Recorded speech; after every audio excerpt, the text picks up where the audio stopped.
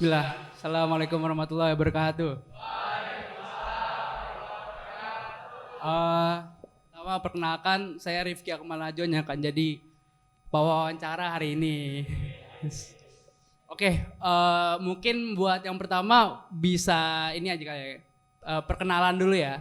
Dari mungkin namanya, jurusannya apa, boleh deh diceritain aja tolong.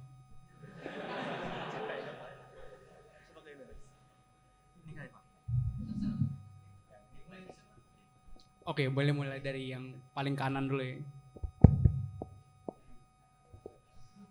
Bismillah, Assalamualaikum warahmatullahi wabarakatuh. Ya, perkenalkan bagi yang udah kenal ya, alhamdulillah lah ya. Saya juga baru lulus, tapi bagi belum, nama saya Khalifah Rabbani. Alhamdulillah baru lulus dari FIVA 1 tahun dan sekarang di Fakultas Kedokteran Universitas Indonesia. Alhamdulillah ya.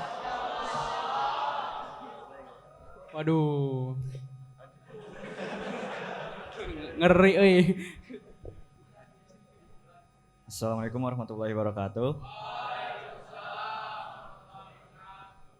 Nama saya Alfariji Islami Syarif, saya seangkatan sama Khalifah juga.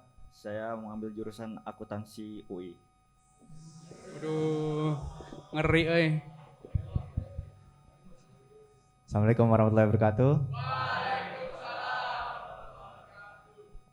Salam kenal semuanya, nama saya Kyle Akmal dari Teknik Industri UI. Assalamualaikum Farel juga, halo Farel. Halo.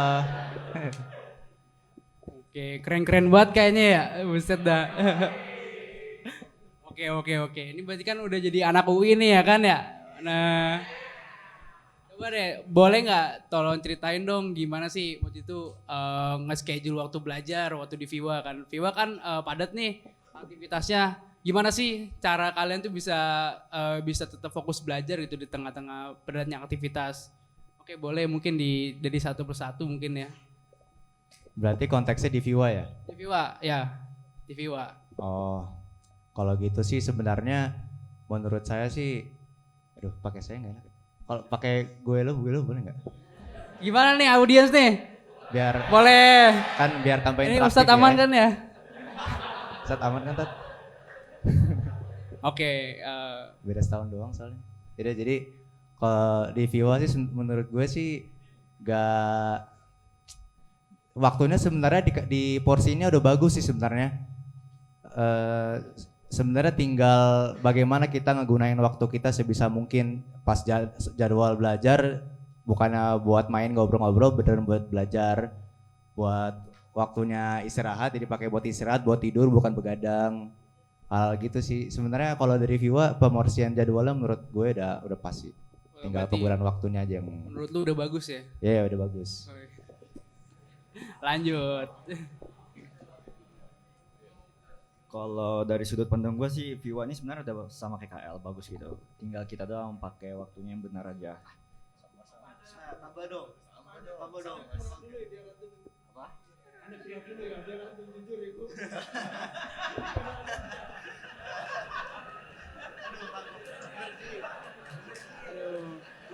Enggak.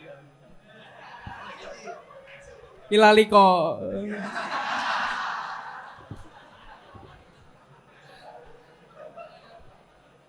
Oke, santai. Kita lanjut bre. Sabar. Oke. Jadi menurut saya sebenarnya Viwa ini udah bagus. Tinggal kita ikutin aja sebenarnya. Tapi kayak namanya manusia kan ada kesalahan gitu kan. Kita juga tergoda. Jadi Jadi meminimaliskan lah itu lah mainnya. Atau nggak pakai waktu yang benar-benar aja gitu. Ji, jujur Ji, seriusan Ji, jujur aja Ji. Tadi malam kan ada komplain tuh, nggak mau. Ya udah, jadi kalau dari saya sendiri ya, sebenarnya emang secara dasar ya kan Viva kan memang udah banyak yang desain juga waktu belajar tuh bagus sebetulnya. Tapi juga kan dari sini mungkin gara-gara gimana ya, istilahnya itu kan big fish small pond gitu. Jadi kayak ngerasa udah pinter, udah bagus, padahal kita lingkupnya masih kecil di sini. Sebenarnya banyak orang yang lebih rajin, banyak orang yang lebih pinter di luar sana gitu. Jadi mungkin bagi kita tuh yang butuh tuh exposure buat bagi makin semangat. Jadi gimana ya? Kalau mau buat belajar sih biar rajin ya. Coba sekali dua kali lomba keluar, lihat orang-orang di luar tuh belajarnya kayak mana. Itu kan pasti rajin tuh mereka, ada yang niat banget belajar. Yang kayak udah sekolahnya full yang unggulan, malam bimbel balik jam 10. Sebenarnya kalau pikir-pikir kita juga bisa mirip kayak gitu. Kita bisa belajar juga waktu sore, olahraga bisa olahraga, malam masih bisa belajar. Itu kita masih bisa rada ngimbangin. Mungkin masalahnya kita tuh ya mungkin ngerasa cukup di sini, udah ngerasa enak gitu kan. Jadi mungkin dari saya intinya mah biar ngejaga semangat aja. Berarti jangan ngerasa paling jago ya. Ya, ini jangan ngerasa paling jago ya. Karena yang jago belum tentu di luar sana jadi jago juga di sini. Iya. Oke. Berarti kan gini nih. Berarti kan ada proses kan belajar tuh ya. Biasanya kan kalau belajar tuh ada distraksinya tuh. Iya, pasti. Bisa nanti males, pengen healing atau mungkin apa gitu kan. Coba ceritain boleh dong gimana sih cara ngatasinnya tuh? Oke. Itu sih juga ya, kan Viva emang udah membantu kan, gak ada HP tuh. Gak ada HP kan? Gak ada HP ya?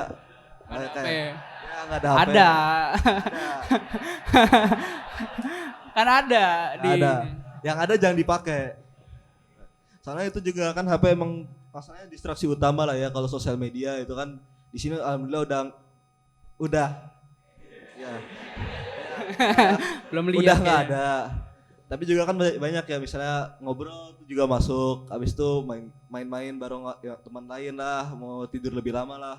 Nah itu caranya sih sebetulnya kayak mungkin bagi orang masing-masing beda. Jadi kalau saya sendiri coba kayak paksain aja 5 menit belajar doang. Kalau emang nggak serak atau nggak enak ya udah jangan dipaksa. Soalnya takutnya nggak produktif juga.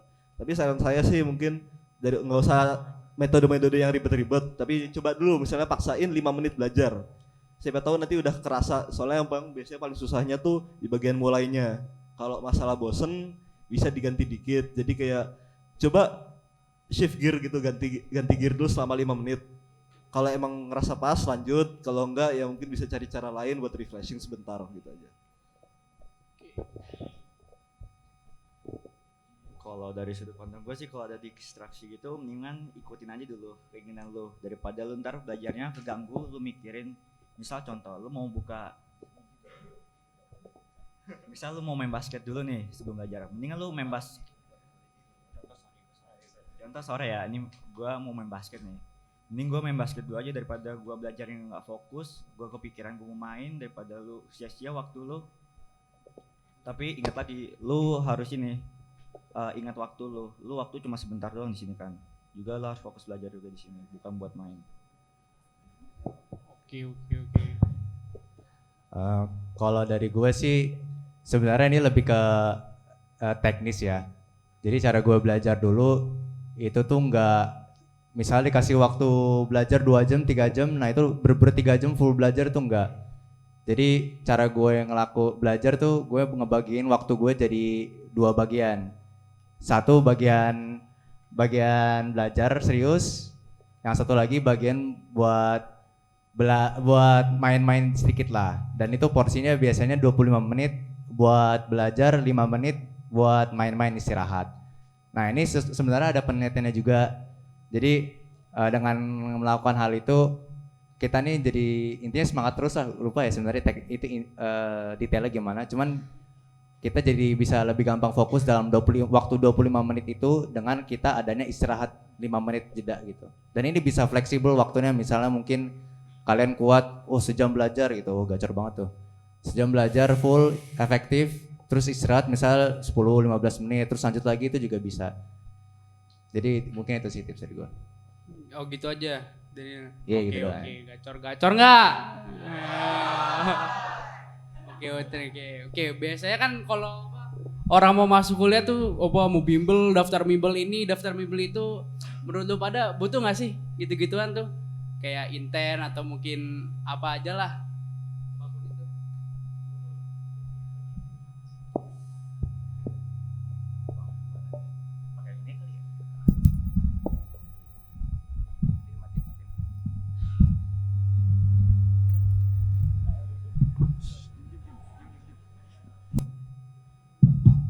Nah, gitu dong. Jago lo Khalifah. Jadi kalau untuk bimbel sih sebenarnya tergantung tujuan ya. kayak gue kan gue kan sebelum SNBP ya bener-bener nggak ada inilah, nggak ada no hope lah. SNBP itu udah asal daftar terus udah dihilangin dari pikiran. Jadi dulu fokus gue tuh SNBT, dan di SNBT itu sebenarnya gue kurang kalau SNBT sih lebih bimbel tuh lebih berguna soalnya ada soal tambahan dan ada lo bisa nyoba-nyoba try out dari bimbel yang lo dapetin gitu. Soalnya jujur-jujur aja gue kebanyakan hal gue pelajarin buat SNBT tuh gue dapetin dari guru-guru Viwa nih. Soal guru-guru Viwa jujur aja jago gacor-gacor. Jadi kalian beruntung lah masuk Viwa nih. Hebat-hebat orangnya. Ustaz Rahmat masih ngajarin Ustaz Rahmat. Gitu. Jadi ya kalian manfaatin lah guru-guru Viwa ini semaksimal mungkin, dan mungkin ya bimbel mah buat tambahan latihan soal, buat try out gitu.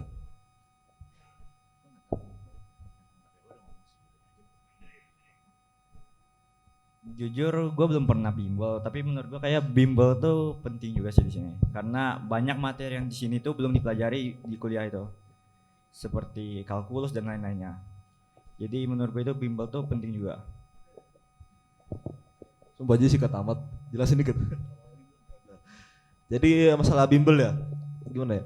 Ya mungkin emang mirip ya, kan di sini juga saya tuh ya gua sendiri bimbel cuma ikut yang dikasih Viwa pas itu paham IFAI. Tapi juga ngeliat dari orang-orang lain tuh ada yang ikut Inten, ada yang ikut Prosus gitu kan. Itu menurut gua sih mungkin lebih ke arah masing-masing orang ya. Soalnya kan emang bimbel itu tuh ngasih tambahan soal, ngasih bimbingan, ngasih pelajaran juga, ngasih TO. Tapi kalau misalnya kalau TO kita bisa ngambil paket TO-nya doang. Bimbingan, katakan bener tuh. Sebenarnya kalau niat belajar, niat ngejar guru di sini, ngejar ya, bukan tunggu diajar. Itu dulu guru-guru di sini bagus ustadz-ustadznya kok. Terus apa ya? Misalnya kalau pembahasan soal bank soal bisa buku. Jadi kalau bagi orang tuh kenapa bimbel? Mungkin bagi beberapa orang ya maksudnya bukan pengen ngecek, mungkin ya ngecek diri aja gitu. Bagi orang-orang yang memang mudah terdistraksi, bimbel itu tuh ngebantu buat nge-keep track. Jadi ada yang ngejar, ada yang nagih tanggung jawabnya buat belajar. Soalnya nggak semua orang ya, emang malah kayaknya dikit orang yang bisa nagih tanggung jawab ke diri sendiri.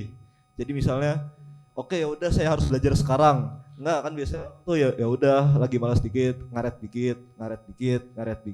sejam. Jadi makanya kalau bagi orang yang nggak semua orang, malah sedikit orang yang bisa kayak gitu. Bagi yang belum bisa, ya coba belajar pelan-pelan itu soalnya skill buat nagih tanggung jawab ke diri sendiri itu penting. Tapi bagi yang merasa sadar diri belum bisa, bimbel tuh bakal berguna banget buat nagihin tanggung jawab ke lu. Ada guru yang nagih, ada PR, ada soal yang ditagih yang bakal ya kasarannya dimarahin kalau nggak dikerjain. Jadi gunanya di situ sih. Jadi kalau bagian misalnya TO kita bisa ngambil paket TO doang. Buku kita bisa ngambil buku paket doang. Kalau guru, sebenarnya guru tuh di Viwa cukup. Jadi bagi menurut saya tuh bimbel intinya tuh buat ngebantu nagih tanggung jawab buat semangat belajar. Tapi emang sih kalau itu khusus buat SNBT. Tadi juga kalau diajarin Farisi, di luar SNBT sebetulnya tuh pelajaran-pelajaran dasar Viwa tuh banyak kepake, tapi ada juga yang kira-kira butuh tambahan. Jadi mungkin biar ada enak juga di semester 1 pas kuliah. Jadi kalau pengen lanjutin kayak emang udah fix mau jurusan apa. Itu kalau mau ngelanjut belajar tambahan, misalnya kalau udah fix mau teknik, mau belajar kalkulus di sono, mau belajar matriks, atau enggak fix mau kedokteran, mau belajar biologi dasar, biomedik bisa. Fix ekonomi, mau belajar statistika dulu, matematika ekonomi itu bisa ke guru Viwa juga atau bisa bimbel lanjutan. Jadi ya bagi saya gitu sih secara umum. Oke, berarti ada ini ya, penting berarti ya, mungkin bisa jadi penting, bisa mungkin biasa aja, tergantung orangnya aja ya. Iya, jadi sesuaiin aja lah sama kebutuhan pribadi. Oke. Berarti kan sekarang udah ada ini kan kuliah kan? Ya udah. Oke, ada yang kedokteran, teknik, bagian FEB juga. Nah, ini mau nanya dong nih, mendingan kalau kita kan sekarang masih SMA ya, mendingan kita belajar pelajaran yang kayak fisika, biologi, kimia, atau kita lebih fokus ke UTBK, SNBT gitu. Jadi biar tahu nih kita bisa lebih fokus kemana gitu. Oke. Emang rada berat sih soalnya kan zaman dulu ini sebenarnya sebelum zaman gua juga ya. Zaman dulu tuh kan UTBK emang berkaitan langsung sama pelajaran kuliahnya. Jadi pas masih ada istilahnya apa TPA ya kan. Itu tuh UTBK tuh masih ada fisika, biologi, kimianya per jurusan. Jadi kayak itu mudah. Kalau sekarang kan emang beda ya skolastik. Ya, di gua juga itu makanya agak bingung juga gua juga. Jadi mikirnya sudah gini, kalau emang menurut kemampuan, kalau misalnya merasa kalau belajar dua-duanya berat, itu kasarnya bisa belajar UTBK dulu, fokus UTBK, pas masuk tapi bawa pusing lagi ngejar ngejar materi tambahan. Jadi secara singkat sih, kalau bagi yang merasa SNBT doang itu udah bakal mentok, ya coba paksain SNBT-nya dulu baru menyusul di sono. Tapi kalau bagi yang bisa atau bagi yang emang niatnya bukan jalur SNBT, ya udah gitu kan. Jadi bisa belajar yang lain dulu, belajar biologi. Jadi kalau kalau saya ngasih plan konkret lah ya, plan kayak plan kasaran dasar, mungkin pas kelas 10 sama kelas 11 awal itu belajar semuanya dulu sekalian nyari passion. Tapi kalau lewat sono, kalau emang rencana pengen ngambil SNBT, fokus ke bagian SNBT-nya aja full. Soalnya gimana ya? Di VIA juga kan ada pembagian waktunya emang agak banyak. Jadi kalau mau belajar dua-duanya, kalau emang kurang sanggup, rasanya tuh agak bakal maksa diri. Takutnya juga jadi kayak nggak kedapatan dua-duanya kan nggak enak ya. Jadi harus ngambil mandiri atau nggak harus ngambil universitas swasta. Ya gitu aja sih. Kira-kira kalau yang lain, Oke, boleh dikasih per ya. Khalifah nih gacor juga ya jawabannya ya. Oh, udah pasti. Iya, buru-buru ikan lele number one angkatan 24 nih Le, kalau kata orang nih. Is FKW. Kalau dari gue sendiri sih sebenarnya kurang lebih sama ya. Ngambil jawaban dulu nih Khalifah. Untuk pembelajaran emang bener sih. Lu kalau dari awal nih apalagi yang kelas 10, kelas 11 gitu kan masih ada waktu buat belajar. Sembari belajar di sekolah itu lu juga bisa cari-cari sendiri passion lu di mana, lu coba nyemplung dikit ke kimia, ke science, nyemplung dikit ke sosial sebelum kalian mulai bener-bener fokus buat belajar SNBT. Soalnya memang sebelum lu mulai ikut ujian, hal yang pertama lu harus lakukan adalah mencari passion lu sebenarnya. Kalau lu nggak ada tujuan konkret, lu ngejarnya juga susah. Jadi bener siapa kata Khalifah, kelas 10 11 cari passion sembari belajar dikit-dikit, kelas 12-nya udah ketemu passionnya udah gas terus sampai SNBT hari H. Oke. Nice. Oke. Nggak ada tambahan. Oke. Terus ini kan ngomongin tadi SNBT ya. Terus gimana sih cara nyiapin SNBT gitu pas masih di FIWA gitu. Terus kira-kira berapa lama sih waktu itu bener-bener fokus banget tuh di UTBK gitu. Persiapannya tuh berapa lama gitu.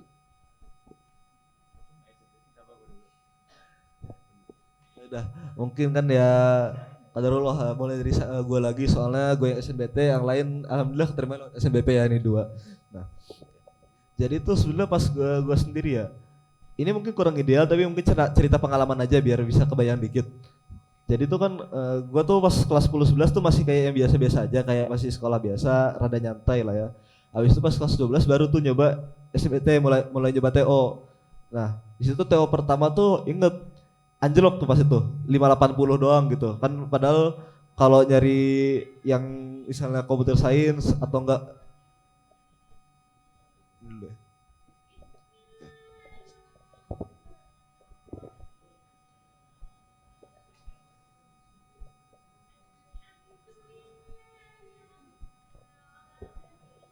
Ayo diikutin suratnya. Makin berkah nanti.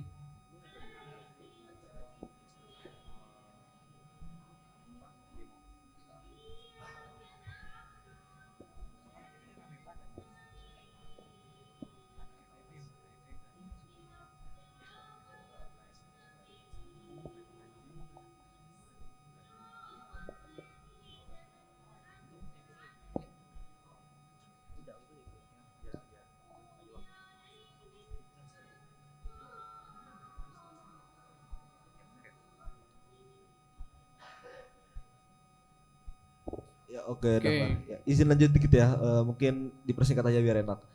Jadi kan mulai itu pas awal kelas 12, itu tuh pas mulai TO tuh yang ngerasa itu tuh kalau butuh banyak lanjut. Tapi pas itu juga kebetulan kan masih ngurus NSE kan awal kelas 12 ya. Jadi itu beneran baru mulai tuh mungkin sekitar tepat habis kelar NSE mungkin Novemberan berarti. Novemberan ya. November baru Ya, serius November, belajar gitu. November baru serius belajar. Nah di situ tuh ngerasa sebetulnya bisa lebih bagus kalau orang ya bisa lebih bagus. Jadi idealnya tuh mungkin mulai belajar tuh pas udah kelas 11 semester 2 kalau udah fix udah nemu passion, udah bisa nge-lock in gitu kan. Itu bagusnya itu mulai dari kelas 11 semester 2. Kenapa? Karena sebenarnya rata-rata orang luar tuh belajar dari situ atau malah lebih awal. Jadi kalau di sini kan mungkin kalau belajar lebih awal pusing atau mungkin kurang nemu motivasinya gara-gara belum ketemu ya. Tapi kalau mau belajar SNBT, kalau emang fix SNBT, itu belajarnya mau mulai fokus dari awal. Fokusnya juga tuh mungkin mulainya dari yang secara umum aja, belajar MTK secara umum biar lebih kepake di pelajaran lain. Belajar bahasa Indonesia juga. Bahasa Indonesia mungkin kalau bagi yang STEM itu kan rasanya kayak ini kenapa bahasa Indonesia banyak partikularnya ribet atau agak agak gimana ya, agak abstrak ya ilmunya. Tapi sudah di kuliah tuh bahasa Indonesia pakai. Kenapa? Karena kita tuh banyak nulis. Kita nulis tuh buat nulis ringkasan, buat nulis rangkuman, buat nulis itu yang buat nulis jurnal juga. Itu tuh kita perlu nulis pakai bahasa Indonesia yang benar. Itu juga tuh biar ide itu jelas. Itu juga kan bisa penulisan ringkasan itu tuh bakal dibaca sama teman-teman kuliah juga. Itu tuh kalau misalnya punya teman kuliah yang nulisnya nggak bagus, itu kita pengen ngeliat ringkasannya tuh ribet. Jadi lah bahasa Indonesia juga bagus kalau dipelajari dari awal. Ini motivasi dikit aja. Jadi belajarnya itu mulai dari ilmu-ilmu dasarnya. Nanti kalau emang udah mepet, misalnya udah kelas 12 semester 2, baru fokus ke latihan soal, ke pembiasaannya. Nah dari situ juga sebetulnya kalau untuk detail-detailnya itu mungkin cukup lah, nggak usah banyak-banyak mungkin 2 jam atau 2 jam per hari cukup. Habis itu mungkin tiap pekannya TO untuk tes TO-nya juga tuh habis kelar TO itu dilihat hasilnya gimana, dilihat salahnya di mana, jadi introspeksi diri. Kalau TO habis itu ngeliat nilai, habis itu puas atau nggak puas doang kan ya kurang merefleksikan. Kalau TO kan intinya kita harus tahu kita salah di mana, kita benar di mana, mau diperbaiki yang mana. Jadi kalau dibikin rangkumannya, coba belajarnya itu mulai paling nggak setahun. Fokusnya itu mulai dari dasar-dasar, akhir-akhir baru ke yang ringkasan atau tips and trick. Sama kalau pas TO tuh beneran direview ulang, salah di mana, bener di mana, ya dikasih itu sih. Review berarti review lagi juga ya, nggak mentah-mentah dapat nilai gitu ya. Oke, cool. Kalau dari gua sih sebenarnya kurang lebih sama ya sama Khalifah. Soalnya emang Khalifah ini paling gacor, gue ngikutin aja sebenarnya. Jadi untuk mulai belajarnya emang paling idealnya itu dari kelas 11. Ya paling buat waktu ideal paling lambat kelas 11 semester 2 lah. Tapi bukan berarti kalau kalian yang kelas 12 nih baru mau mulai belajar kalian nggak udah pasti nggak masuk, itu nggak kayak gitu ya. Buktinya Khalifah belajar kelas 12 itu tiba-tiba paling tinggi tuh. Jadi ya sih, jadi di kelas idealnya dari kelas 11 semester 2 mulai belajar teori-teorinya, belajar matematika yang dasar dan belajar teorinya sebelum belajar cara cepatnya. Soalnya dari situ lu bisa memahami cara penggunaan dari cara cepat yang akan kalian gunakan nanti di UTBK. Soalnya di UTBK kan pasti pakainya bukan cara yang lambat atau cara yang biasa, tapi pakai cara tercepat yang kalian punya gitu. Udah mungkin itu aja sih. Oke, keren gak nih? Keren. Mantap nih. Oke, dari tadi kan kita ngomongin belajar terus ya kan. Nah, coba dong, dulu kan SMA di Viwa ya? Terus boarding juga kan? Bukan di Viva. Oh itu jangan, bahaya. Bahaya. Bilangin nanti nih. Oke, tadi kan dulu kan SMA di Viva boarding kan. Habis itu kan ke UI ya. UI itu kan bukan boarding kan. Ya, betul. Coba dong gimana sih penyesuaian gitu dari lingkungan yang boarding school jadi kayak lingkungan yang free gitu kan, kita banyak gitu lingkungannya.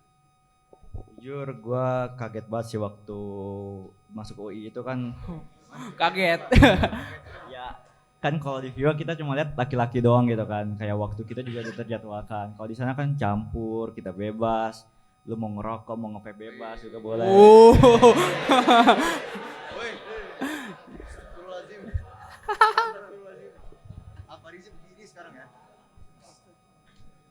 Ya jadi gitulah, kita kalau misal di luar itu kita harus sadar diri, kita ini dari pesantren, kita udah punya akidahnya, etikanya, kita juga udah punya pondasinya, jadi ingat Tuhan gitu aja lah. Oke, berarti ini enggak pondasi agamanya berarti emang harus kuat enggak tuh? Iya itu emang harus kuat banget. ya. Kalau nggak bisa terjerumus ke dalam. Apaan tuh? Dalam apa tuh? Dan Apaan ke tuh, dalam Bang? cum laude ya. Ke dalam cum laude Iji. Oh jangan ya.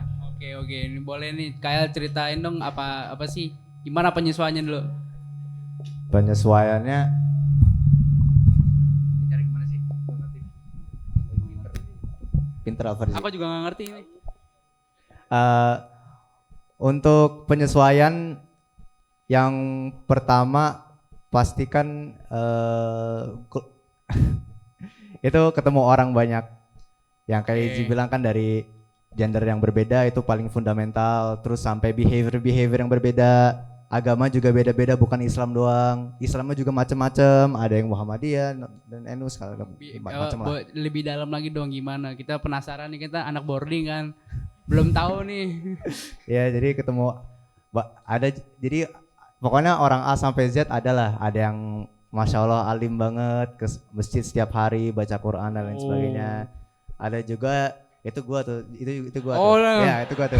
Percaya nggak Wah. nih? Percaya nggak? Iya. ACC kan? ACC dong. ACC bos. Wis. Kalau buat yang Z itu tuh macam-macam lah. Ada yang suka main ke cum laude, Ici pasti tahu cum laude apa. Yang nggak tahu cari tahu sendiri. Terus main-main, ya pokoknya kerjaannya dari pagi sampai malam main-main lah. Main-main. Nggak pernah belajar, nggak pernah ini. Pokoknya macam-macam lah. Udah ada pokoknya main apa. Oke, Jadi, macem-macem. Emang hal yang paling pertama harus dibiasain itu ngadepin orang-orang kayak gitu kan pasti beda-beda ya. Mereka semua punya karakter sendiri dan punya perilaku sendiri, dan kalian harus mempelajari hal itu dan bisa nge-react dari nge-bounce nge-react dengan hal itu gitu.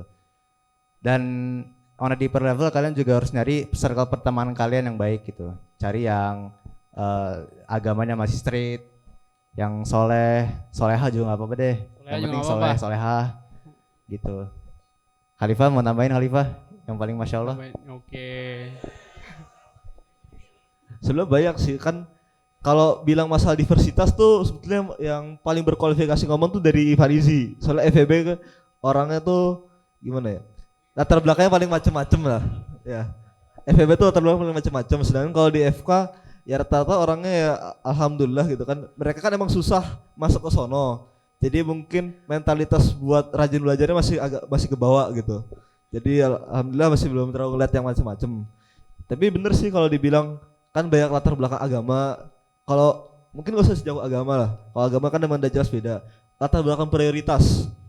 Bagi orang yang lulusan pondok gitu kan, itu kan emang udah terbiasa sholat di masjid tepat waktu. Bagi yang, nah itu beda kadang-kadang.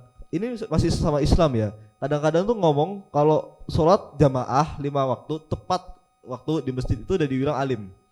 Kan ngerasa aneh ya. Soalnya itu tuh di sini emang harusnya wajib. Itu emang wajib, itu dasar Islam, dasar dari muslim laki-laki. Tapi di sana tuh udah dikira itu levelnya alim. Kenapa?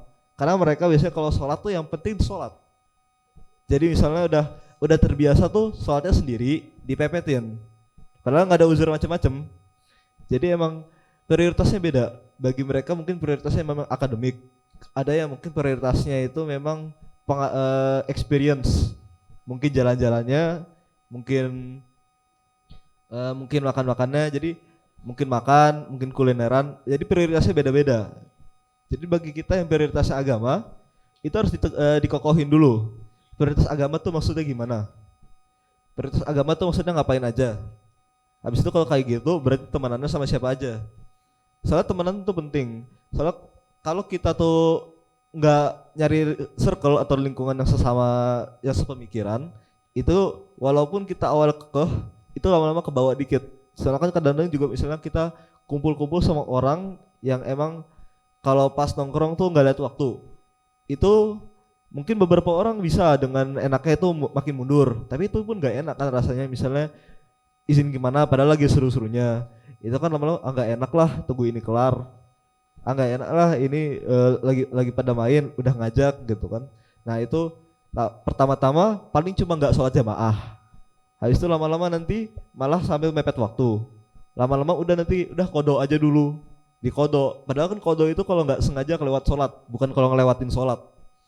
Nah jadi tuh emang kita tuh mesti sadar kalau banyak orang yang prioritasnya beda di sono. Jadi kalau nyari teman tuh nyari yang prioritas sesama lah. Gitu. Itu aja sih. Oke, berarti banyak ya hal-hal baru yang ditemuin gitu kan di pas adaptasi di kampus ya. Oke, mungkin kan pasti kan setiap adaptasi pasti ada yang namanya obstacles ya kan, apa tantangan gitu. Boleh nggak sih diceritain gitu apa aja sih tantangan-tantangan yang dilalui selama adaptasi di kampus? Kita kan sebagai anak pesantren kita belum tahu ya di luar tuh gimana. Kita juga sini kan pengen apa tujuannya edukasi juga kan. Boleh dong diceritain dan apa aja lah yang bisa disampaikan gitu loh. Mulai satu persatu mungkin. Kalau tantangan ya, biasa sih kalau kayak gitu ya mencakupnya paling kan mungkin lingkungan secara umum, kayak emang tempatnya beda. Jadi mungkin tempatnya bahasa itu kayak lokasinya aja, lokasi geografis itu kan perlu pembiasaan. Nah itu biasa. Mungkin kalau masalah jadwal juga, jadwal kuliah sama jadwal SMA kan jelas beda tuh. Itu emang udah dikasih masa orientasi ya, masa kayak kelonggaran buat biar enak lah rasanya. Jadi kayak kita di sini yang emang dekat gimana, yang di sana mungkin nanti kalian pas udah ngekos mungkin dekat, ngekos mungkin jauh, itu biasain juga. Mungkin yang lain juga tuh yang ngerasa agak sendiri. Jadi kan walaupun kita juga banyak teman di sono, di sini kan rasanya itu kalau teman kayak 247 ya. Di kamar ketemu, di kantin ketemu, pas kelas ketemu, halakoh ketemu. Nah di sono tuh ada tempat lain itu kelompoknya lain, jadi mungkin harus membiasakan aja, kayak menyesuaikan aja. Habis itu kalau menyesuaikan juga ada yang namanya cuma kenalan tapi nggak teman dekat. Nah itu kalau menurut saya tuh mungkin bagi beberapa di sini yang emang udah punya banyak teman di luar udah ngerti sama konsepnya, tapi bagi saya sendiri yang pas di Viva itu nggak dapet, mungkin pengen jelasin dikit lah bagi orang-orang yang serupa ya. Jadi sebenarnya kalau cerita tuh kayak Farizi atau Sekael, orang-orang yang emang agak rada-rada agak ngapa-ngapain gitu kan kerjaannya pas di kampus. Terus sebenarnya kalau teman mereka sama mereka tuh penting gitu. Buat apa? Buat koneksi. Koneksi bisa buat apa? Kan mereka bisa main-main. Enggak, biasanya itu kalau kita lagi ada kerjaan atau perlu kooperatif sama mereka, itu tuh kita perlu kenal dulu. Jadi tuh kayak gitu tuh kita perlu kenalan, perlu akrab, tapi nggak perlu masuk-masukin sama masuk-masuk ke acara-acara mereka. Jadi yang menurut saya itu agak beda sama konsep pesantren. Mungkin beberapa dari kalian enggak ya, yang udah punya teman-teman di luar. Tapi kalau bagi saya sendiri, yang saya mungkin bakal nasihatin ke diri saya pas SMA, itu belajar yang namanya itu deket sama orang, kenal sama orang, tapi jangan ikut-ikutan sama agenda-agenda mereka. Ya paling gitu aja sih. Oke, berarti gitu ya. Boleh lanjut kali ya. Kalau dari gue obstacle pertama yang pasti itu jumlah pertemanan yang lebih banyak. Kalau di Viwa kan angkatan SMA kan cuma 50, 60. Sedikit ya. Iya, kalau misalnya di gue nih di teknik industri sendiri ada 164 orang. Satu angkatan. Satu angkatan. Angkatan 24. Belum angkatan 23, 22, 21 masing-masing punya 100 sekian lebih. Belum tambah dep lain, teknik mesin, teknik sipil dan lain sebagainya. Dan kalian setidaknya kalau di teknik ya itu emang lebih dituntut untuk mengenal satu sama lain dan akrab dengan satu sama lain, baik itu antar angkatan dan juga antar jurusan. Itu mungkin salah satu obstacle-nya. Yang kayak Khalifah bilang biasa ketemu, sering-sering ketemu, dan yang ini tiba-tiba orang lebih banyak, jarang ketemu, ingat nama juga enggak, tiba-tiba harus nyapa, kan gak enak juga ya rasanya ya. Oke. Gitu sih paling. Ini Lebih- Alfarizi gue gitu aja ya, biar Alfarizi bisa ngejawab juga. Kasian yang kalau gue ambil semua jawabannya. Gue cuma mau nambahin doang sebenarnya masa apa tadi? Tantangan kalau apa pas Tantangan adaptasi? paling berat menurut gue ya bukan teman sih menurut gue. Paling berat tuh diri lu sendiri.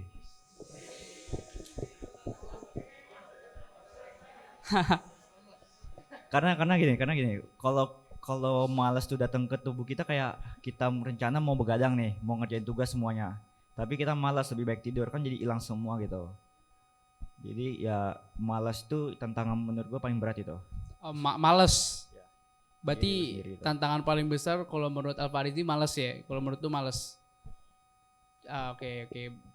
Berarti bedanya gimana sih kalau belajar di kampus gitu sama belajar di Viwa?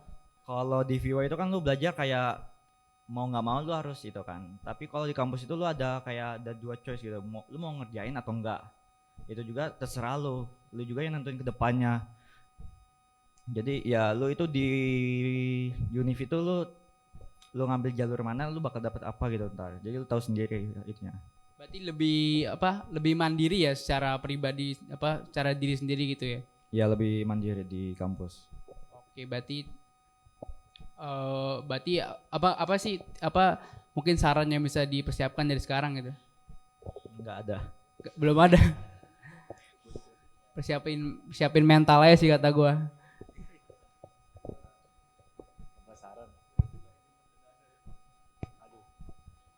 Saran ya, gue jawab juga nih. Oh, Boleh. Yang mau aja. Oh ya mau, berarti gue passing Khalifah langsung boleh nih. Jangan. Kalau mau jangan. jawab aja. Oh ya udah. Kalau kan permasalahan terbesar gue pertemanan tadi ya. Sebenarnya kalian hal yang paling mudah deh kalian selain kalian berteman di sini, kalian juga cari teman di luar. Mulai berteman dengan gak usah jauh-jauh ke tetangga kalian atau ke tempat-tempat yang dekat dengan rumah kalian gitu, biar kalian terbiasa bertemu dengan orang baru dan bertemu dengan lebih banyak orang baru. Soalnya emang kadang-kadang nih lu nggak tahu lu bakal ketemuan lagi di mana. Dan misalnya gue punya temen satu, dia orangnya tuh emang dari kecil tuh gaul banget lah, orangnya temenan sama semua orang, terus ketemu sama pokoknya di lingkungan rumah dia juga dia ditemenin tuh. Ujung-ujungnya alhasil dia di kampus punya lebih banyak teman. Soalnya ternyata orang ini juga masuk UI, yang orangnya juga masuk UI gitu. Jadi fondasi koneksi utama awalnya tuh juga udah ke-build, dan kebiasaan kalian untuk bertemu dengan orang baru dan berkoneksi dengan orang baru tuh udah ke-build juga dari awal gitu. Oke, berarti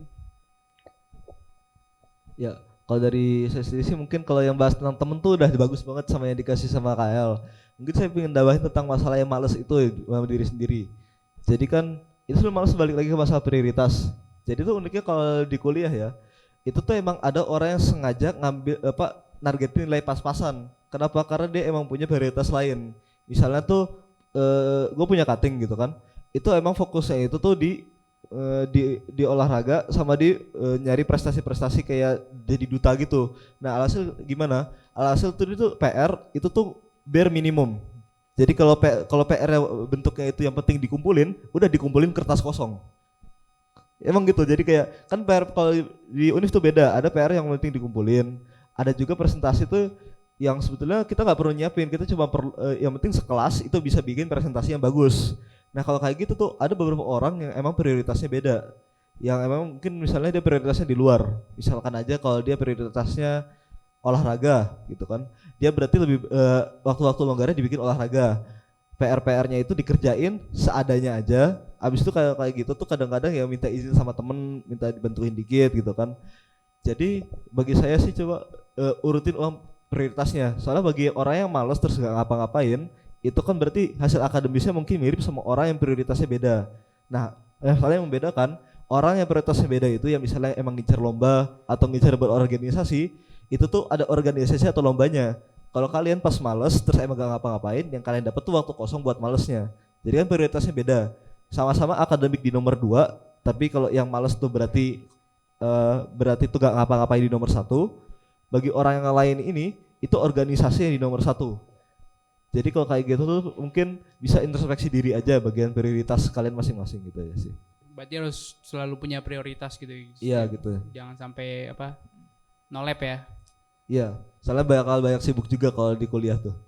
Oke. Terus di FIWA kan banyak yang apa? Pelajaran pasti banyak ya dari mulai ya umum, dinia, ya Inggris gitu-gitu. Ya, Apa banyak. sih yang diajarin apa sama FIWA yang dulu tuh ngerasa kayak ini mah buat apaan sih di ini, tapi pas di luar tuh kayak oh ternyata kepake ya yang diajarin di sini. Ada mungkin dari mungkin begini duluan enggak?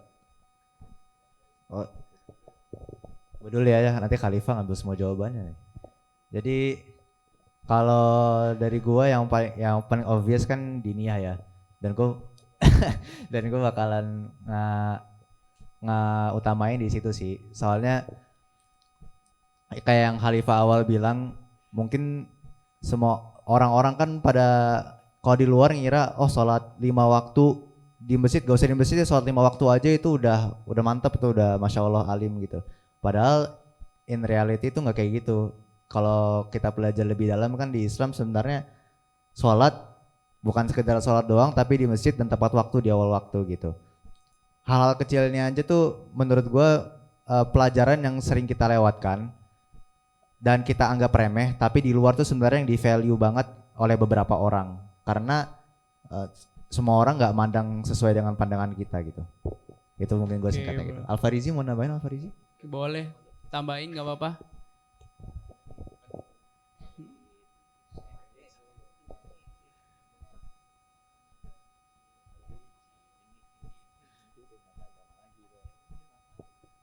Apa mungkin yang bisa ditambahin gitu?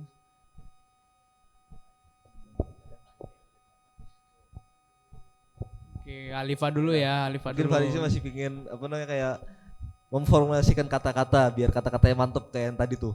Yang tadi yang ceritanya sebetulnya tuh yang susah tuh bukan pertemanan tapi diri sendiri. Mantep kan tadi tuh. Oke.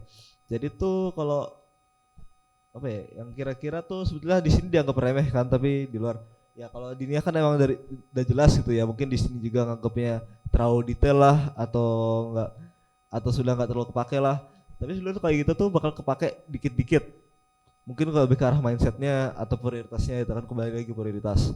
Tapi kalau bagi saya mungkin yang agak kurang aja gitu ya di sini.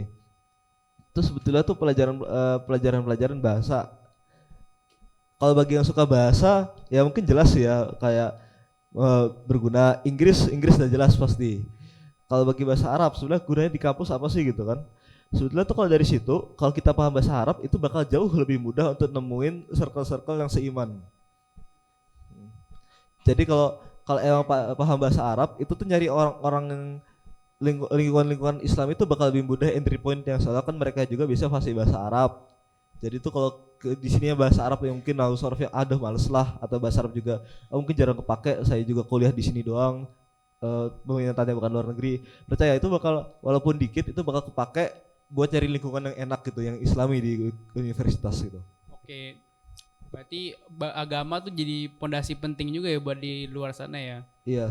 Oke, dari tadi kan agama nih, coba yang diajarin FIWA tuh semacam apa sih, soft skill. Dulu kan anggota SOFA juga kan, juga mungkin yang dipelajari di SOFA yang berguna banget gitu pas kuliah, pas di kampus gitu. Boleh dong diceritain gitu. Iya. Sebenarnya SOFA kan bentuknya itu kan emang kayak di luar tuh OSIS ya. Itu kan udah organisasi, udah belajar organisasi dari dini. Sebetulnya tuh kalau saya bilang itu bermanfaat bagi basic-basicnya. Tapi perlu diingat juga nih SOFA ini tuh ya mohon maaf itu lingkupnya agak sempit. Gara-gara juga kan kita agak susah kooperasi sama luar. Jadi kalau dibanding sama OSIS luar tuh yang bener udah bikin event gede, udah antar sekolahnya udah sering gitu kan. Itu tuh level berorganisasinya, keterampilan organisasinya itu bakal jauh lebih tinggi.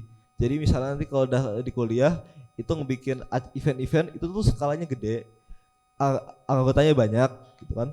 Itu tuh jauh beda sama SOFA. SOFA tuh bagus bagi dasar-dasarnya. Tapi kayak ya bukannya pengen merendahkan, tapi kayak menjelaskan aja kalau SOFA tuh levelnya itu masih level lokal.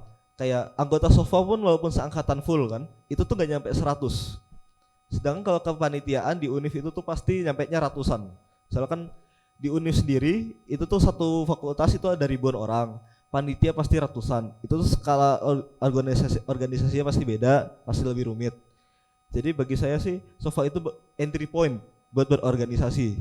Tapi perlu diperhatikan juga kalau pas di sono itu jangan merasa kalau sofa tuh udah jadi dasar yang cukup. Ya mohon maaf sih. Oke, boleh. Kayak mungkin kan sebagai wakil ketua OSIS dulu ya.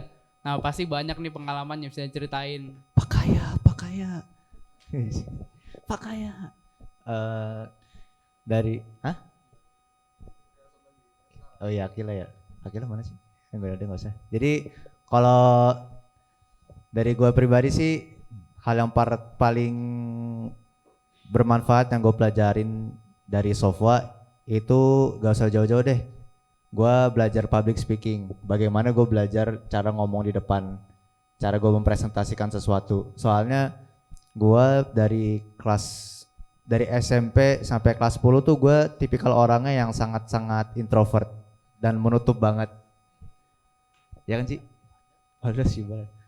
Jadi gue pada saat sebelum masuk Sofwa, jadi gue setiap ke depan tuh gugup, tangan keringet dingin dan sebagainya. Tapi setelah gue keterima dan gue menjalani peran gue sebagai waketos, itu gue belajar cara gue bisa ngomong di depan, cara gue bisa sekarang ngomong depan kalian teman-teman nih. Dan juga satu lagi paling managerial skills, kemampuan untuk memanage orang-orang. Alfred siapin jawabannya. Kemampuan untuk memanage orang-orang yang banyak lah, walaupun ya belum sebanding dengan Univ, tapi itu tetap starting point yang bagus. Oke, berarti join Sofwa juga jadi salah satu ajang improvisasi diri ya. Betul sekali. Bagus. Oke, boleh Alfarizi dikasih amanatnya. Pasti ada, jangan malu. Jujur gue dari Sofwa nggak ada belajar apa-apa. Gue juga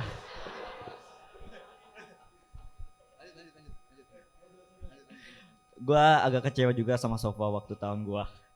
Oke. Maaf. Gue jadi waketos yang gak baik ya. Kan lu dipecah. Itu aja nggak usah dilanjutin. Oke. Jadi gue kecewa itu karena gini, angkatan gue itu semua pecah, nggak ada yang pokoknya aja pecah gitulah, berkubu-kubu, ada yang baik, ada yang jahat, nakal, gitulah. Jadi gitu. Jadi sebenarnya yang Sofwa gitu ya gitulah, hancur lah. Oke, berarti tapi berarti belajar banyak dong dari kesalahan itu dong. Jadi maksudnya kesalahan itu dijadiin kayak improvisasi diri, kita salahnya di mana gitu kan? Ya itu, jadi pelajarannya harus bersatu. Harus bersatu, harus solid ya secara ini ya. Makasih Alfarizi masukannya Alfarizi. Baru kasih tahu sekarang ya. Oh ya gitu Ji. Oke. Terus sekarang kan udah kuliah nih. Terus apa aja sih yang paling ditunggu-tunggu tuh pas kuliah tuh? Apa sih pas ngapain sih kalian tuh nunggu-nunggu, wah kayaknya seru nih kalau gue di kuliah gini. Terus kenapa gitu? Apa sih? Yang paling gue tunggu-tunggu nih. Ya. Jawaban jujur apa jawaban safe? Jujur lah, masa? Gue mah paling ketemu orang baru banyak orang. Iya. Soalnya kan yang kayak kita bilang tadi, skopnya kan yang lebih luas lagi, jumlah orang yang lebih banyak dan orang yang lebih bermacam-macam dan beragam, baik itu dari umur, dari jurusan, background, gender dan lain sebagainya. Jadi itu sih yang ditunggu-tunggu betul. Berarti tunggu-tunggu tuh lebih kayak apa? Bertemu sama orang-orang baru ya? Iya, dan bisa melihat perspektif lain lah dari kita kan yang tertutup banget di pesantren, kita ketemu orang, kita ngobrol, oh di luar ternyata begini gitu. Berarti banyak dapat pelajaran ya selama kuliah gitu, ketemu orang baru banyak ya? Betul, banyak banget. Berarti banyak dong orang yang selain lebih jago daripada orang-orang di sini gitu. Wah iya pasti, menciut Pasti gue. ya? Menciut gue masuk UI. Menciut. Iya, Kenapa menciutnya? soalnya orang-orang gacor-gacor di sana. Oh, gacor-gacor. Mereka semua punya excel di kemampuan mereka sendiri, baik itu dari yang paling hard skill mungkin akademis sampai ya hal-hal yang soft skill seperti kemampuan leadership, kemampuan dalam menggunakan tools-tools tertentu gitu. Dan gue melihat diri gue tuh kadang gue mungkin di Viwa kurang maksimal buat manfaatin apa yang ada di Viwa, sehingga gue ngerasa gue menciut dan gak punya excel di bidang tertentu gitu. Oke, berarti banyak itu. Terus mungkin boleh buat Alfarizi ada dong. Sekali lagi Alfarisi sedang menyusun kata-kata yang bakal berdampak banget gitu ya. Jadi mungkin saya dulu aja sambil ngisi waktu. Jadi kalau bagi saya sih yang pingin dapetin pas keluar gitu ya, yang sangat harapkan itu sebetulnya mungkin mirip sama KL, kayak orang-orang baru, tapi lebih spesifiknya di mana orang-orang tuh yang emang kalau dibilang kasar yang bagus, yang top, yang pinter-pinter, yang jago-jago. Kenapa? Karena saya sadar gitu kalau di sini kita kan walaupun alhamdulillah dijuluki oleh KL tuh sebagai nomor 1, tapi sebenarnya sadar kalau itu tuh kita tuh ikan besar di kolam kecil, banyak lebih jago, banyak lebih mantap. Tapi kan walaupun kita ngasih tahu diri kita sendiri kayak gitu, walaupun kita juga rada sadar secara di otak, kadang-kadang belum kena gitu. Kalau kita tuh sebenarnya bukan orang terpinter di tempat ini. Kadang-kadang tuh kita bukan yang paling jago, kadang-kadang tuh kita bukan diri kita yang maksimal. Jadi sebenarnya saya ngarepin gitu kalau di kuliah itu bakal ketemu, dan alhamdulillah ketemu banyak banget malah. Jadi malah ciut juga ikutan. Iya. Berarti nemu banyak orang baru yang lebih ini. Iya, nemu banyak orang baru. Terus ya nyadarin diri juga lah kalau ada atas langit di atas langit gitu kan. Oh, ada langit apa? Iya. Di atas langit masih ada langit. Di atas langit masih ada langit. Oke, mungkin boleh ini sharing apa Alfarizi ya? Fariji. Pasti ada. Atau enggak next Kata-kata question pamungkas. tapi Alfarizi yang jawab pertama. Oke. Nah, Oke, boleh. Nah, biasanya kan kalau anak SMA tuh banyak lomba kan, suka banyak lomba kayak OSN atau mungkin lomba ini itu aja dicobain kan. Nah, itu kan biasanya buat nambah jalur rapot kan, buat nambah sertifikat. Nah, kalau lomba tingkat kuliah itu gunanya buat apa sih biasanya? Boleh dong tolong diceritain gitu loh. Apa aja sih? Jadi lomba di kuliah itu buat portofolio lo ntar waktu lu mau ngambil kerja biasanya. Oh, waktu mau ngambil kerja. Ya. Jadi ntar orang lihat biasa dari portofolio lu udah pernah lomba apa, kalau nggak lu pernah jadi apa, kerja apa gitu biasanya. Oh, itu berarti penting dong pas kuliah itu. Lomba itu penting nggak? Dari skala 1 sampai 10 menurut Alfarizi gimana sih? Menurut gua sih 7. 7. Iya. Kenapa 7? Kenapa nggak 8? Kenapa nggak 9 gitu? Karena yang lebih penting itu IPK sekarang. IPK. Oh, yang paling penting.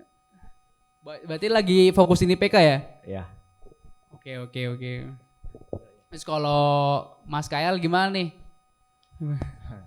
kalau jujur ini gue dari posisi luar ya, soalnya gue di kuliah belum ada ikut lomba sama sekali. Kalau buat lomba menurut gue tergantung ke tujuan lu masing-masing lagi sih. Kalau lomba, kalau dari yang gue lihat dan gue analisa, itu tuh lebih ke orang-orang yang mau lebih in touch ke keilmiahan. Mungkin kalian mau jadi dosen atau mau jadi profesor atau mau jadi peneliti gitu. Nah itu lomba, kalau kalian mau jadi itu, lomba tuh salah satu hal yang penting buat kalian excel gitu di kampus. Jadi baik lagi tergantung tujuan. Kalau mau kerja ya lebih baik menurut gue organisasi atau magang. Berarti lomba tuh lebih kayak tujuan masing-masing aja maksudnya. Terserah mereka buat apa gitu ya. Ya, jadi di awal kalian kuliah emang harus tahu tujuan kalian kuliah tuh buat apa ujung-ujungnya. Apa kalian mau kerja, kalian mau jadi peneliti, mau jadi dosen atau hal-hal yang serupa gitu. Oke. Berarti kalau menurut Halifa gimana nih? Kalau perspektif tentang lomba? Sebenarnya udah cukup mencakup sih, soalnya kan lomba-lomba tuh rata-rata sih ya, itu tuh lombanya ilmiah. Jadi kalau bagi orang-orang yang emang rencananya pengen lanjutin ke ilmiahnya, mau lanjut S2 gitu kan, itu mungkin emang track record yang bagus. Soalnya pas naik ke S2 juga itu diwawancara harus jelas track recordnya, IPK harus bagus, harus banyak lomba. Soalnya kan mereka juga ngefilter gitu, kalau S2 berarti orang yang emang bisa ngelanjutin S2-nya bisa kelar. Tapi kalau bagi saya tuh mungkin lomba itu nggak semuanya full akademis ya. Misalkan kan ada beberapa lomba tuh yang berolahraga. Misalnya kalau di UI ada Olim UI, ada Olimpiade. Walaupun itu memang levelnya sedikit rekreasi, tapi itu bakal bisa ngebangun portofolio juga. Jadi kayak kamu tuh nggak satu dimensional gitu. Jadi misalnya kan kalaupun mau kerja, kalau full magang emang ngejelasin macem-macem. Tapi kalau bagi saya sendiri ada satu dua prestasi bidang lain ngejelasin ke kalian tuh sudah punya banyak keahlian, bisa adaptif dan emang tuh nggak terlalu terpaku pada satu hal. Jadi selain kalau lomba tuh bagi orang yang emang berminat, mungkin juga sebagai rekreasi kalau levelnya nggak terlalu tinggi gitu kan. Emang bisa buat ngejauhin portofolio kata Farizi. Tapi memang kalau lomba itu kalau bikin kerja itu bukan jalan top one. Lebih bagus magang, lebih bagus organisasi. Tapi juga jangan lupa lomba. Itu juga biar nggak kupu-kupu lah, kuliah pulang gitu kan. Itu tuh kalau bagi yang pengen cepet kuliah bisa, tapi kalau yang pengen kuliahnya itu kayak bagus dan berkenang kurang pas sih, pendapat pribadi. Oke, boleh nih. Berarti pencerahan yang sangat bagus ya berarti dari kakak kelas kita di sini. Oke, mungkin boleh ini nih buat Fatih Al-Ghifari bisa dibilali sebentar.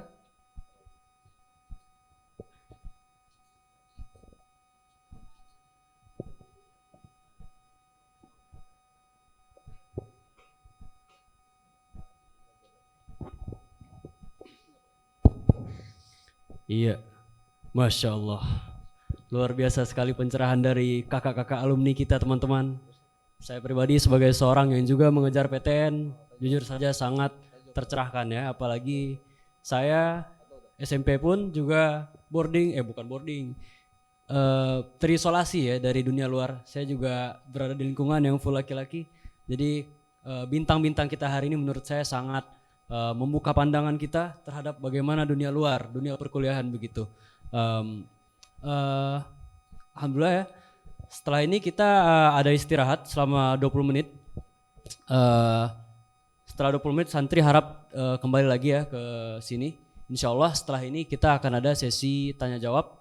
Mohon aktif dan dipersiapkan pertanyaannya sebanyak-banyak mungkin. Syukron. Assalamualaikum warahmatullahi wabarakatuh.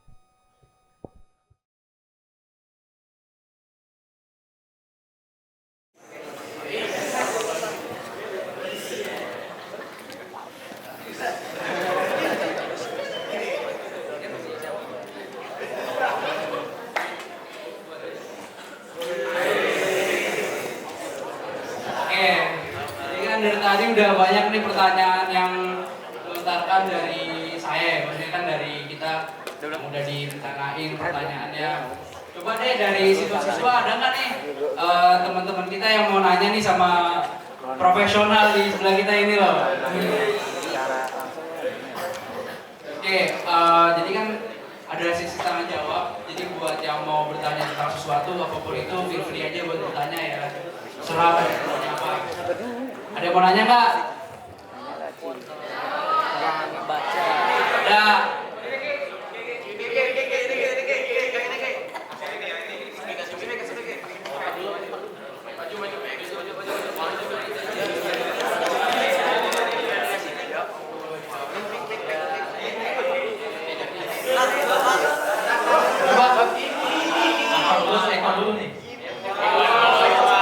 Ikhwan dulu soalnya Ikhwan khalifahnya. Jangan apa dong yang sebelah kanan.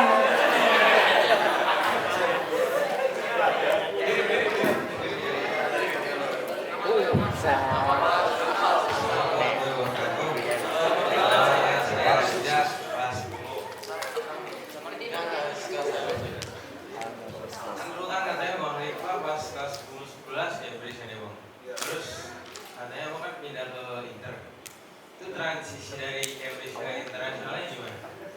Maksudnya pelajaran kayak gitu, cara adaptasinya lagi gitu.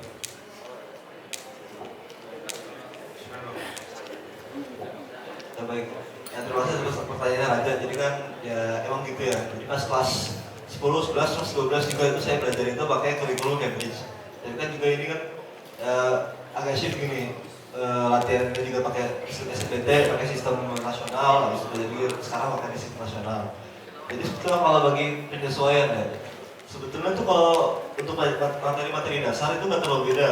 Yang beda kan cuma cara pengajarannya. Jadi sebenarnya kalau kita lihat materinya di sana sama-sama kalkulus, sama-sama biologi, sama-sama fisika, gitu kan. Fisikanya juga isinya elektromagnetik, kinematik, dinamika, gitu kan. Itu sudah masih mirip. Jadi asal nanti dasar-dasarnya, sudah itu kayak tinggal ganti bahasa Indonesia Inggris. Walaupun memang ada beberapa istilah yang perlu disesuaikan.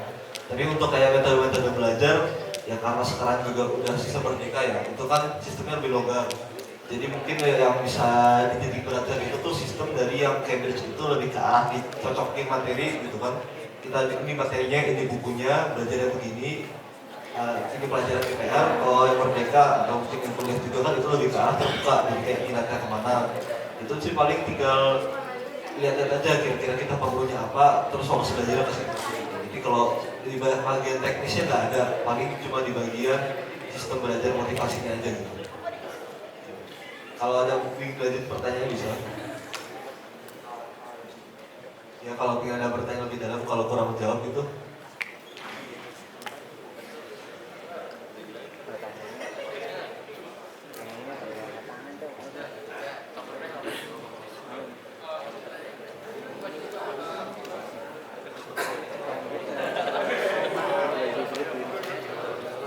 Bang, terima kasih.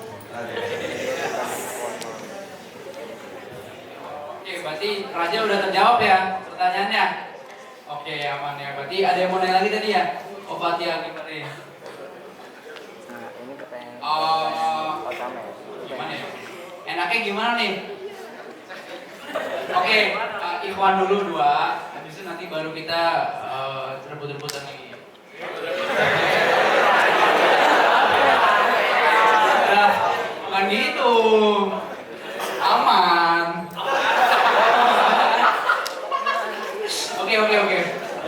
Berarti Abdi Fari boleh dikasih pertanyaan.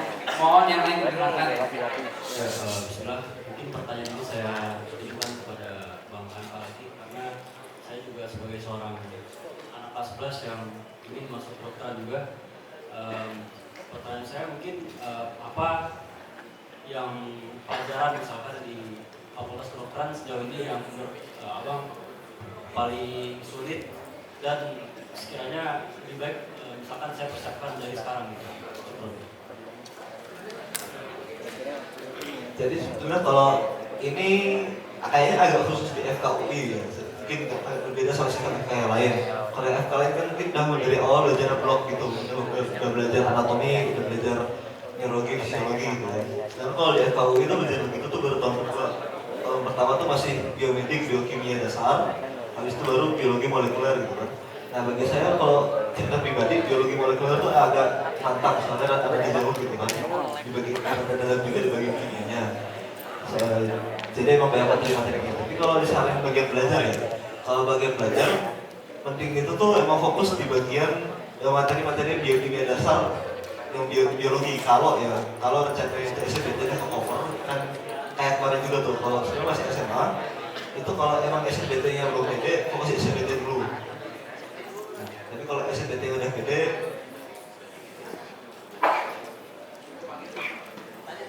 kalau SNBT udah pede terus lanjut kita yang materi-materi kedokteran, itu bisa di situ jadi kayak mulai dasar-dasar biologinya aja.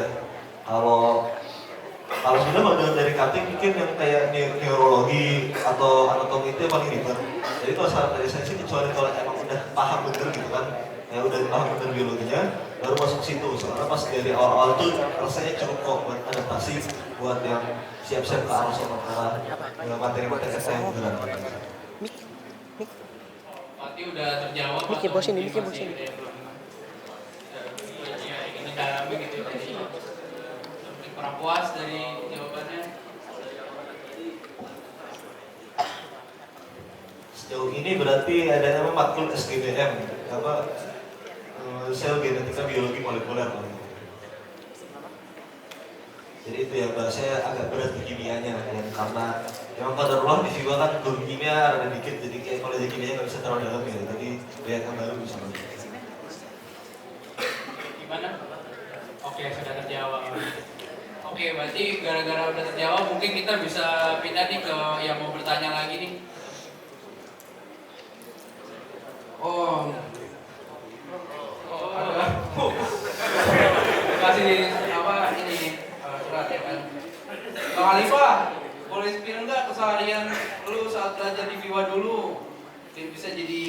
Contoh, hey. Dan buat Bang Gigi, Afan salah tulis. Boleh kasih tahu lebih detail tentang fakultas yang lo ambil sekarang. Dan juga tips-tips biar bisa masuk ke fakultas tersebut. Siapa tuh? Oke, pertanyaannya dua itu. Terima kasih. Jadi mau jawab dulu.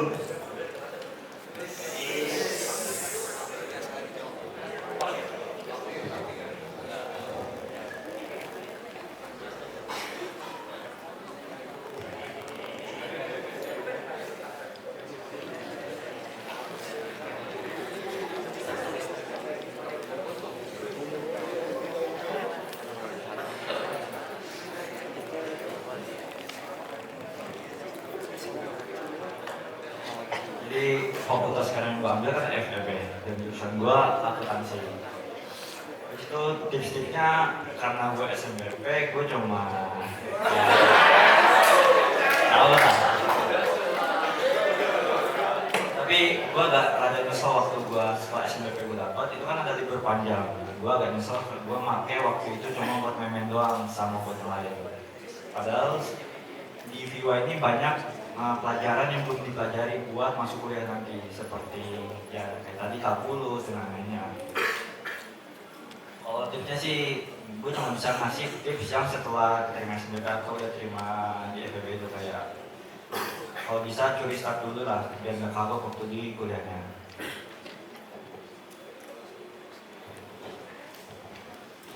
Itu baik, terima kasih Jil. Sebenarnya ini lanjut ke pertanyaan untuk gue ya. Skill keseharian saat belajar di VIWA dulu.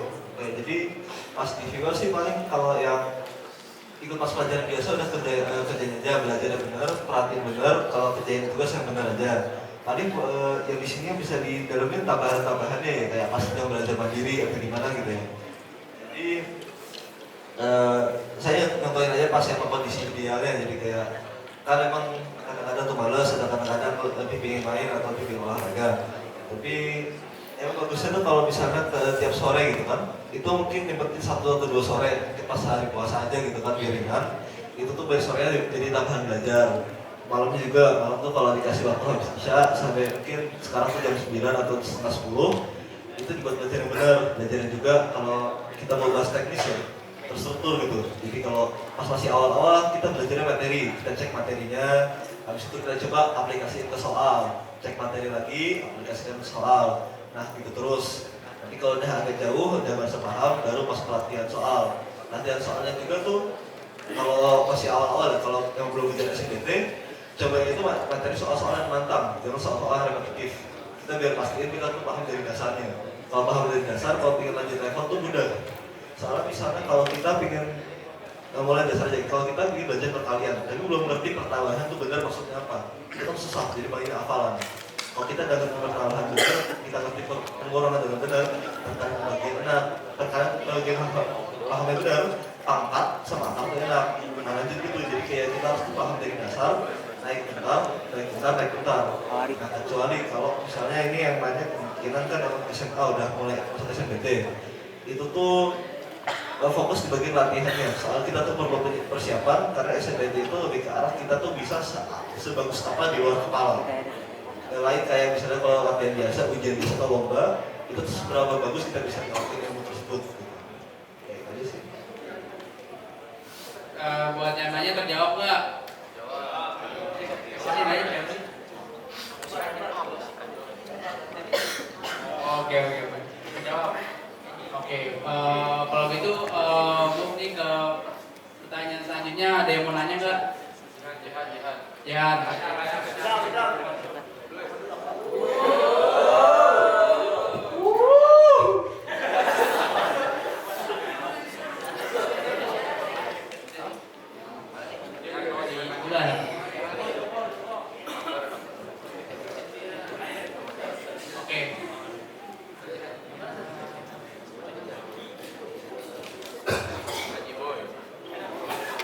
Oke, gara-gara tadi udah akhwat dulu buat yang nanya.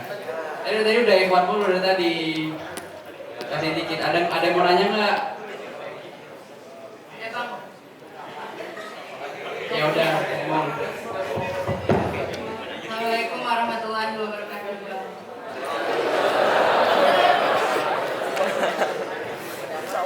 Kita berdua ini dari kelas 11 dan kita insya Allah calon anak UI.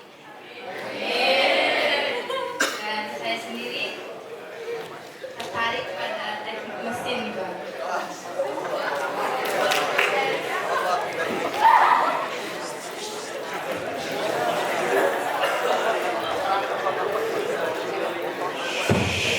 Daring lo bro.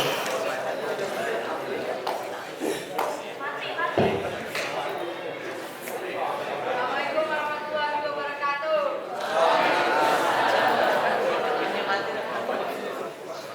Kita berdua dari kelas 11. Insya Allah kita tertarik sama teknik mesin dan fakultas kedokteran. Kita berdua ini punya beberapa pertanyaan nih, Bang.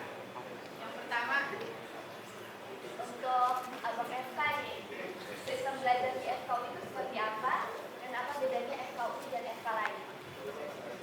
Nah, ada lagi Bang, bentar dulu Bang. Ada pertanyaan lagi. Ada pertanyaan lagi. Kalau kan dengar-dengar nih katanya ospek di FT itu kayak setahunan. Kalau abang sendiri tuh gimana tuh realitanya? Sama satu lagi Bang. Ada dua lagi.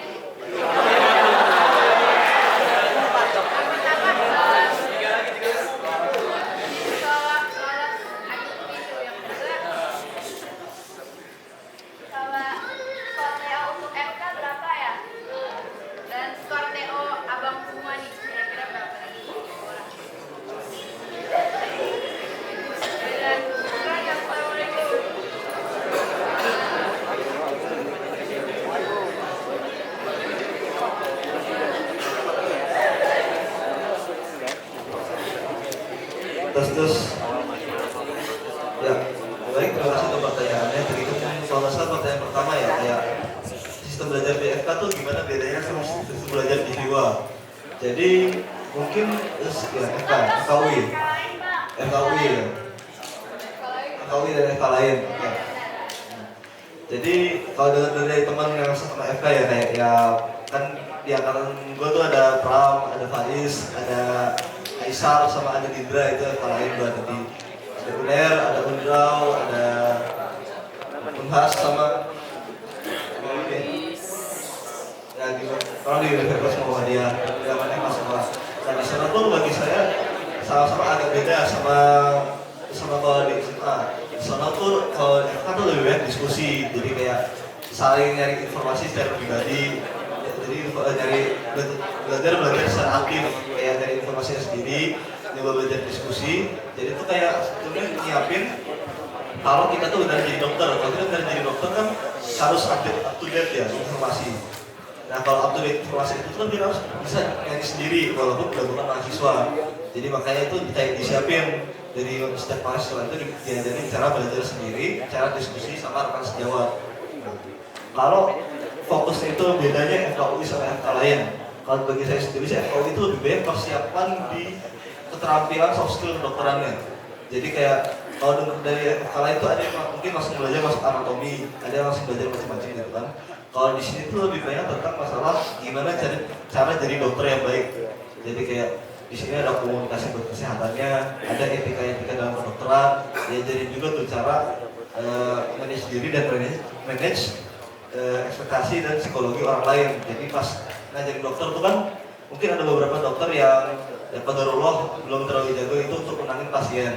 Nah itu tuh kita tuh diajarin dari awal kayak gitu. Jadi kayak memastikan kalau semua orang tuh yang walaupun tidak secara innate-nya dia tidak pandai dari awal untuk menangin orang lain, untuk menjelaskan secara ringkas, untuk memahami kondisi orang lain dengan empati, itu diajarin kalau di FKUI.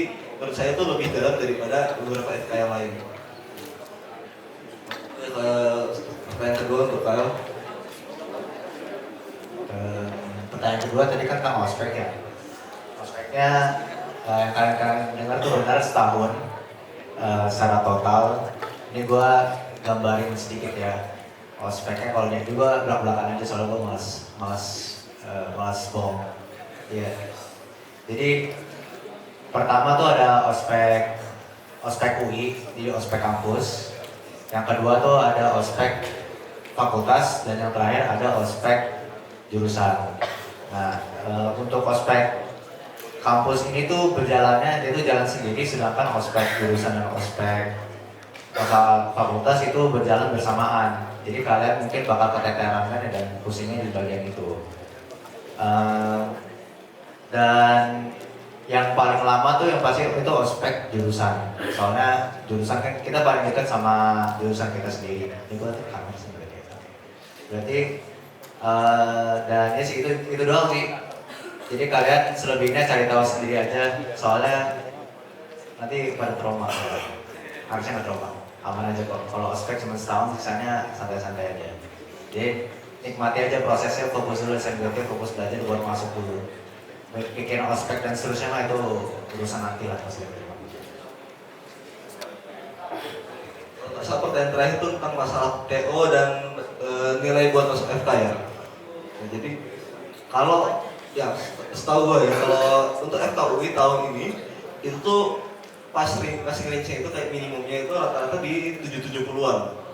Ya walaupun ada kasus di mana ada teman yang dapat 760 itu masuk, tapi itu kemungkinan tuh gara-gara ada beberapa bagian yang tinggi. Jadi kan emang ada beberapa subjek yang dinilai lebih berat dari certifier. Jadi makanya dia 760 bisa masuk.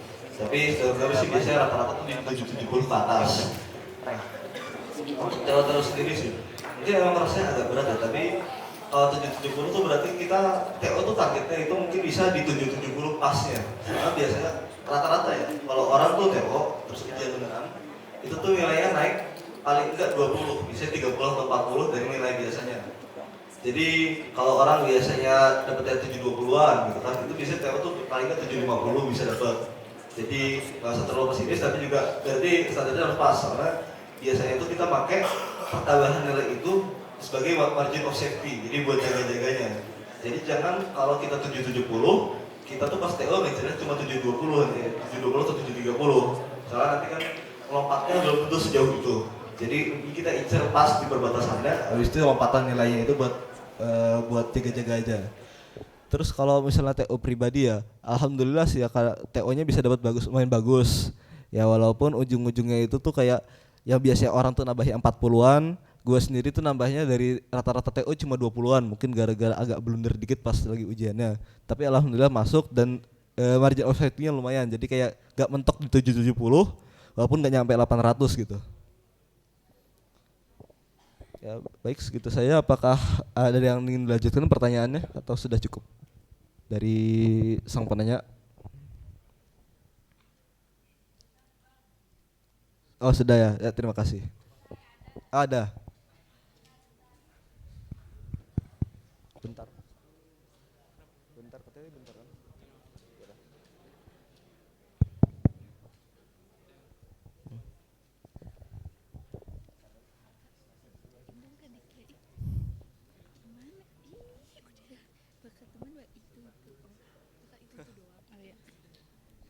Ada bang. Iya, Kan biasanya di teknik mesin tuh ceweknya sedikit tuh. Nah kalau misalnya kayak gitu tuh biasanya kayak temennya ya dikit-dikit aja gitu, atau kayak masih punya kesempatan peluang buat punya teman banyak.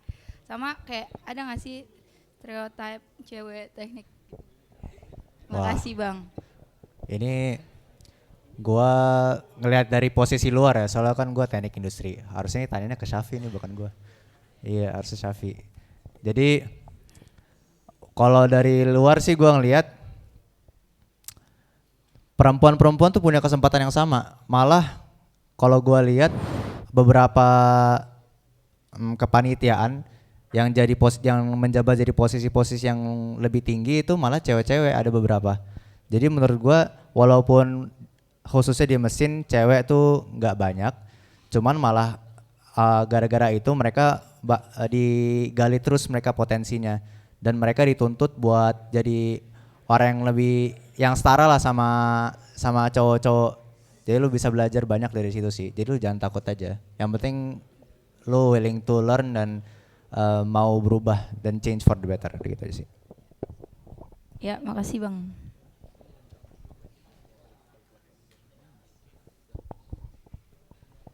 Oke, berarti pertanyaannya bagus juga, banyak juga tadi ya.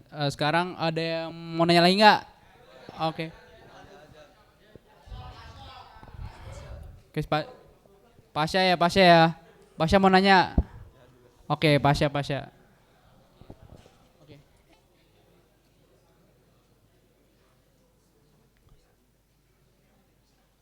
Mana Pasha? Pasha, tadi si Pasha.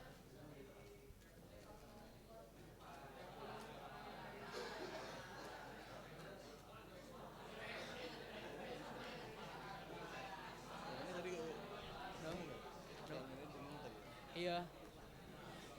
Soalnya nggak dipakai sih.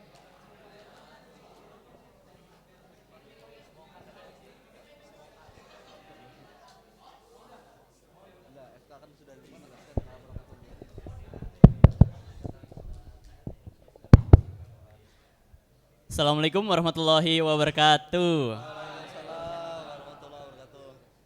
Perkenalkan, saya Kais Pasha, insya Allah calon mahasiswa UI juga. Nah, saya kan incernya FEB nih, seperti Abang Alfarizi. Saya jadi pengen nanya gitu, kepo. Tadi kan Abang Alfarizi nih sempat ngasih tahu kita kalau softwarenya Abang nih pecah banget kan. Saya pengen tahu kalau dibandingin sama lingkungan FEB di sana, itu gimana? Kayak dibandingin sama Viwa gitu, apa ada senioritas, apa ada bully lah, ada circle-circle. Nah, saya pengen penjelasan mendalam dari Abang Alfarizi. Ya, terima kasih.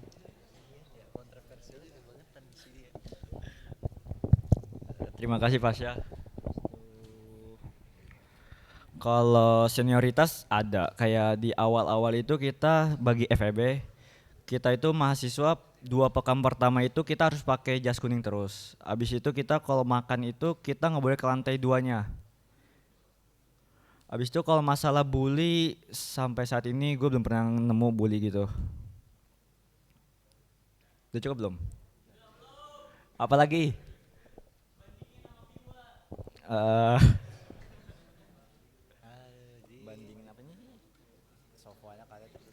Kalau bandingin, jujur gue lebih suka organisasi di UI daripada di sini. Karena UI itu ya solid banget gitu lah pokoknya. Solidarity forever ya. Iya dong. Udah cukup belum? Udah cukup belum?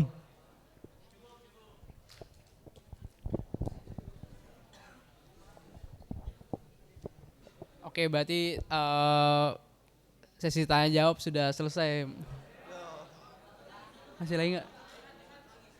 Oke, satu lagi. Idam.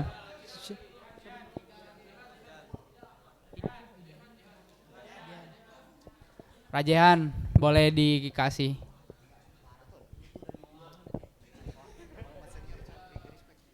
Nanti Idam nanya pribadi aja, lebih dalam. Assalamualaikum Lebih deep. warahmatullahi wabarakatuh. Sabar. Gimana? Lanjut. Udah. Assalamualaikum warahmatullahi wabarakatuh. Pertanyaan buat KL.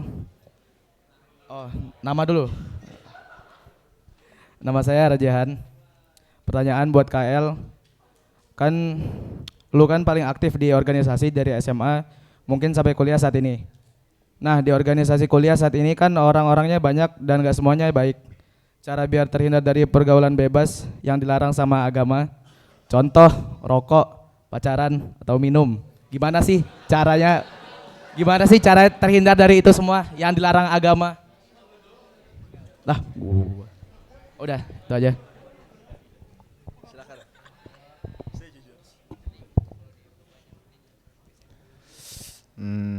Kalau untuk cara menghindarnya gimana ya caranya? Tahu lah, gue tahu. Jadi gue udah jelasin kan di talk show-nya. Jadi cara yang paling ampuh tuh kalian cari circle pertemanan yang baik. Jadi di organisasi kalian mungkin satu bidang sama orang dan lain sebagainya, itu kan strictly business. Mungkin kalian ketemuan sekali-sekali buat main-main segala macam, itu it's fine. Cuman pas sudah mulai mencakup hal-hal yang tidak baik, Itu kalian kalian bisa nggak ikut, tinggal state alasan kalian sebenarnya jujur aja alasannya apa. Mereka sebenarnya UI itu very open minded orang-orangnya, soalnya kan bervariasi juga, jadi kalian nggak perlu takut, nggak perlu malu buat nge-state oh gue penganut agama Islam banget nih, kayak gue alim parah gitu, anjir kacau men gitu ya. Gitu jadi buat organisasi ya kalian strictly bisnis aja, dan jangan lupa main dan bergaul sama teman-teman yang emang sevisi sama lo dan Islam. Sekian dari gue. Menjawab. Makasih Bang.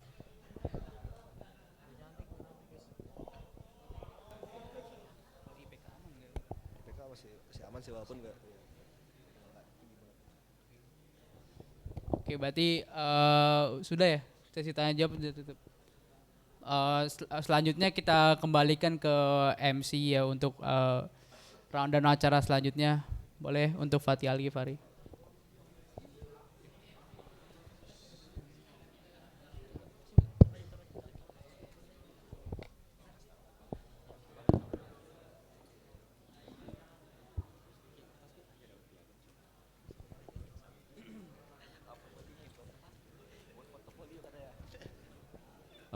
Alhamdulillah telah selesai kita dari rangkaian acara kita pada hari ini.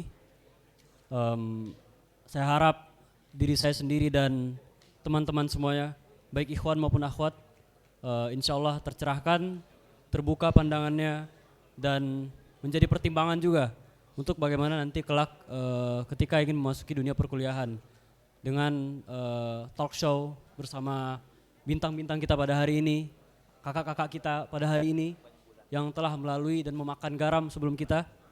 Insya Allah kita semua tercerahkan.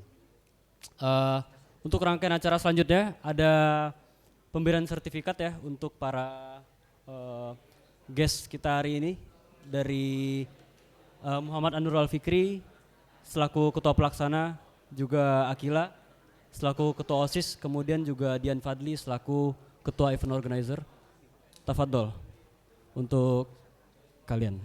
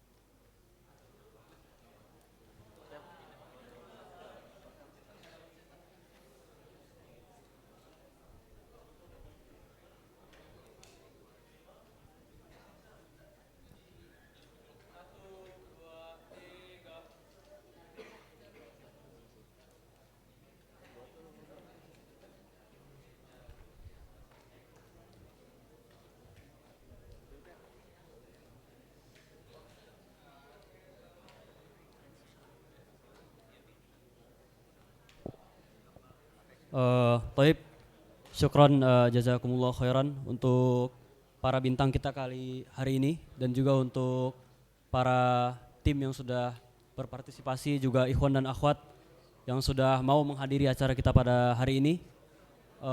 Akhir kata dari saya sebagai Master of Ceremony, doa kafaratul majelis. Subhanakallahumma bihamdika asyhadu an la ilaha illa anta astaghfiruka wa atubu ilaik. Assalamualaikum warahmatullahi wabarakatuh.